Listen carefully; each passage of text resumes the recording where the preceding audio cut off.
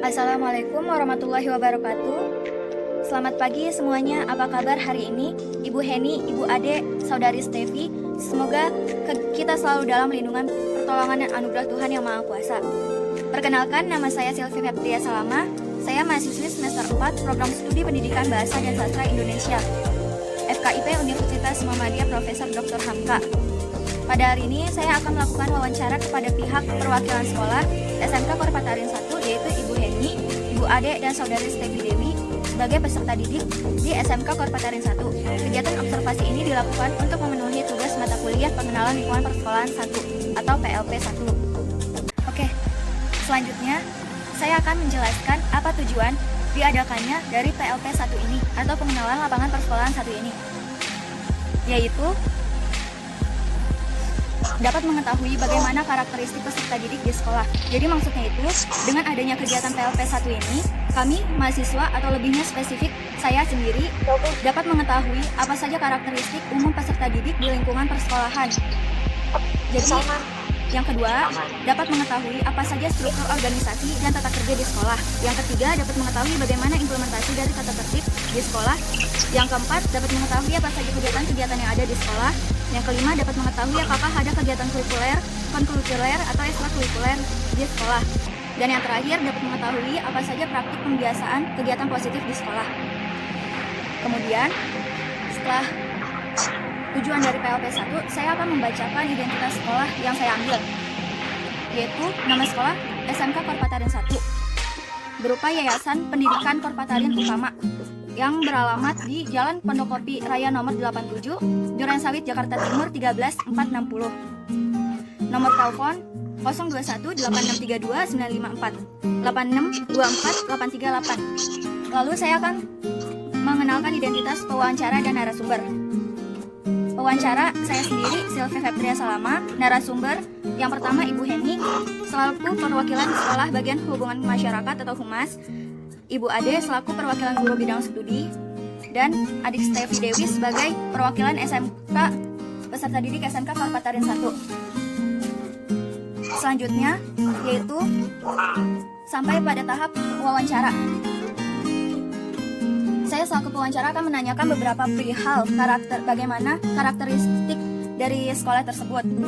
Jadi pertanyaan yang pertama kepada Ibu Ade. Ya, boleh, silakan.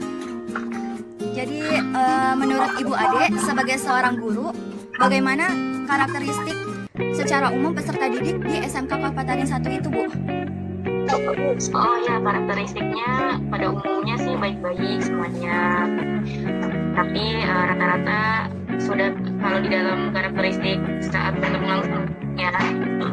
Kalau dan seperti ini kan kita sudah nggak lihat ya. Jadi kita juga kurang tahu keadaan siswanya yang sekarang tuh seperti apa. Pada umumnya sih. Baik.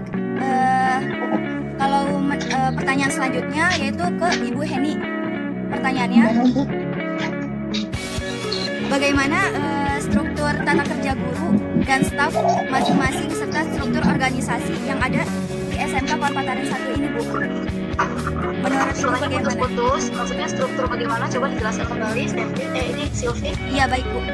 Jadi menurut Ibu Heni, bagaimana Ya, struktur tata kerja guru dan staf yang ada di Korpatarin itu masing-masing dan struktur organisasi yang ada di SMK tersebut, Bu? karena kita di SMK ini boleh dikatakan di sini lebih gimana ya, itu lebih ke arah kekeluargaan.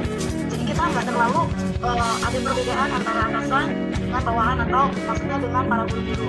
Jadi di SMK itu kalau struktur tata kerja guru itu semua berjalan dengan baik.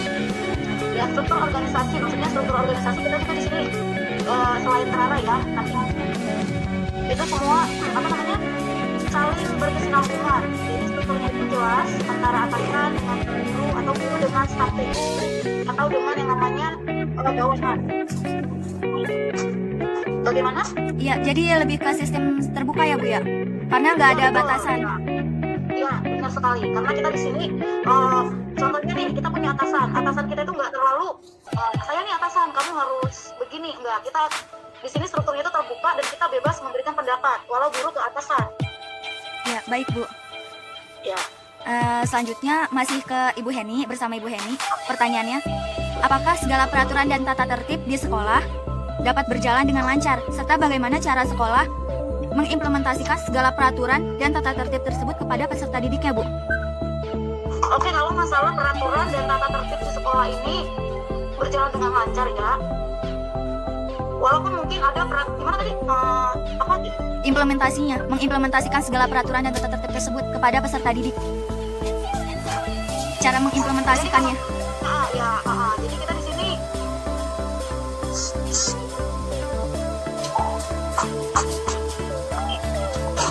ya kalau semuanya sih kalau mau dari tata tertib, dari segala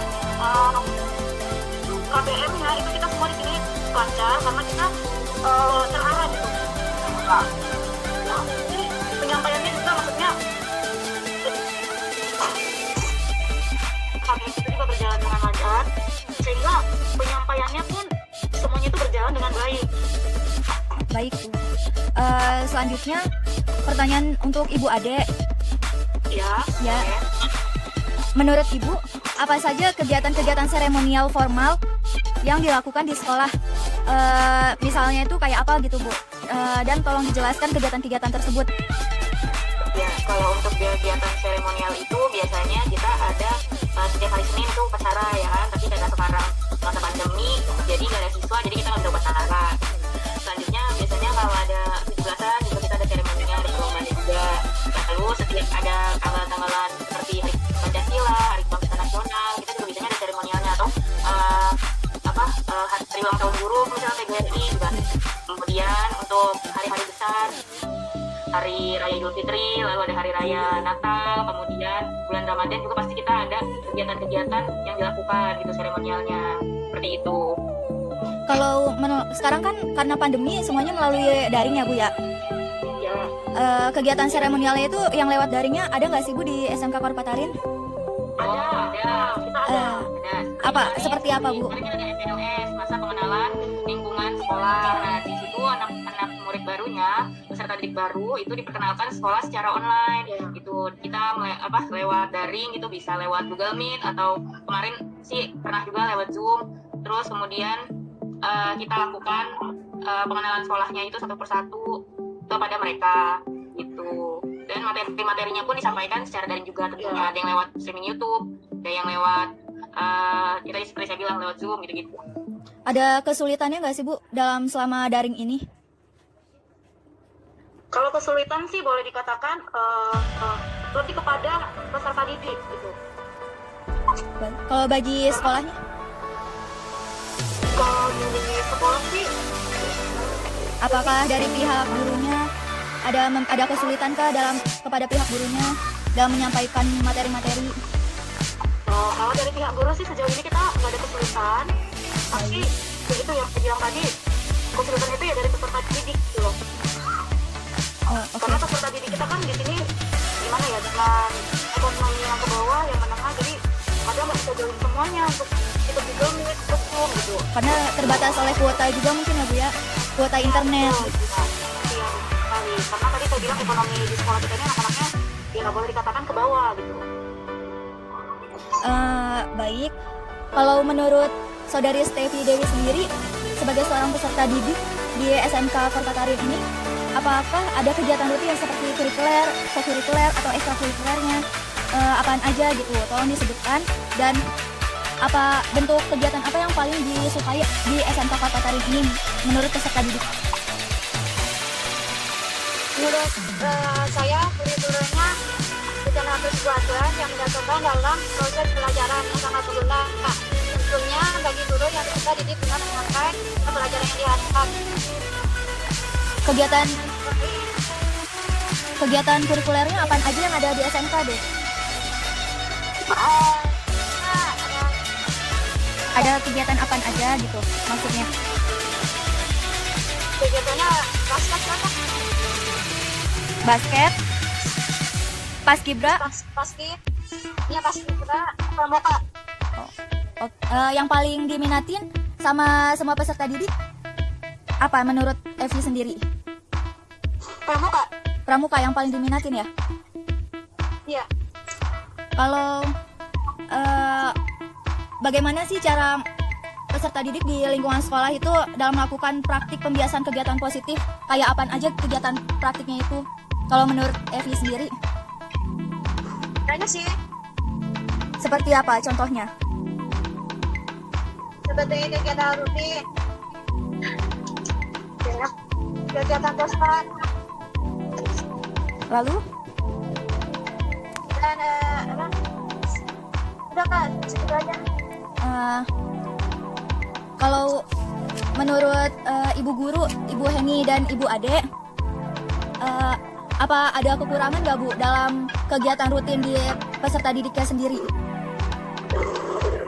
Kami rasa untuk kegiatan rutinnya sudah baik ya. Jadi setiap mata pelajaran pasti punya pembiasaannya masing-masing gitu. Biasanya kalau di pelajaran saya misalnya pembiasaannya pasti berdoa, menyanyikan lagu Indonesia Raya, terus misalnya membaca literasi di awal. Kalau di humas biasanya saya suruh baca berita pagi hari ini gitu misalnya. Tapi kalau di pelajaran lain mungkin ada juga pembiasaan yang sudah diterapkan. Misalnya kalau bahasa Indonesia biasanya sih baca novel gitu kan. Tuh. Kegiatan tersebut dilakukan setiap hari kan Bu dalam pembelajaran? Ya, kita lakukan setiap hari ketika emang kita Iya, sebelum KBM berlangsung benar. Baik. Tapi selama dari kita nggak lakuin itu. Selama daring hanya pembelajaran jarak jauhnya aja ya Bu ya? Ya, kecuali kalau kita meeting, tapi juga meeting kan ada kekurangannya tadi kan seperti siswanya susah untuk masuk karena memang tidak ada kuota seperti itu. Baik. Mungkin pertanyaan atau wawancaranya sampai di situ aja. Selanjutnya udah nyampe yang terakhirnya nih Bu. Menurut kesan Ibu selama mengajar, kesan Ibu selama mengajar ke peserta didiknya bagaimana? Selama daring, selama pandemi ini kan udah cukup 6 bulan. Bagaimana kekurangan atau kelebihannya? Kalau kesannya mungkin dari saya secara pribadi ya. Iya Bu. Jadi kesannya itu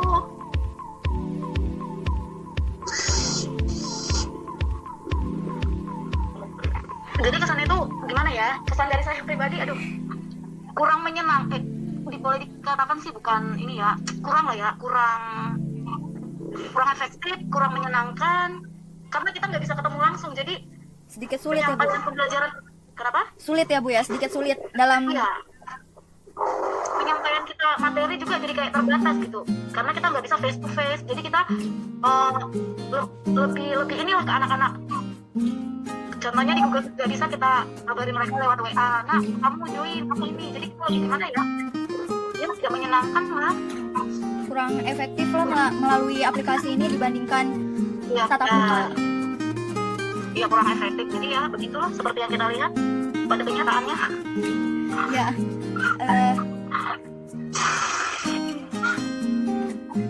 Selanjutnya itu udah untuk wawancaranya sudah selesai. Ini sedikit biodata singkat saya sebagai pewawancara.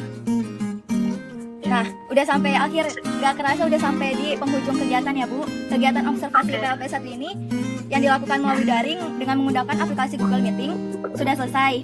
Saya mohon maaf apabila ada kekurangan dan kesalahan kata-kata selama penyampaian saya. Saya sampaikan terima kasih banyak atas kerjasama dari pihak sekolah sudah membantu kegiatan PLP 1 saya ini dengan baik dan benar dan lancar. Kita akhiri kegiatan wawancara PLP 1 ini dengan mengucapkan lafaz hamdalah. Alhamdulillahirrahmanirrahim.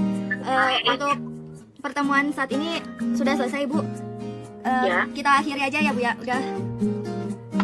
Oke, wassalamualaikum warahmatullahi wabarakatuh. Terima kasih banyak Ibu Heni, Ibu Ade. Sama-sama.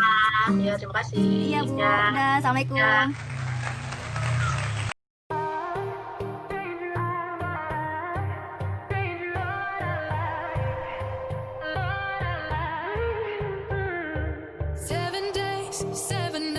Since my hair got cut and dyed, and I've had 7 days since I tried to rip a child.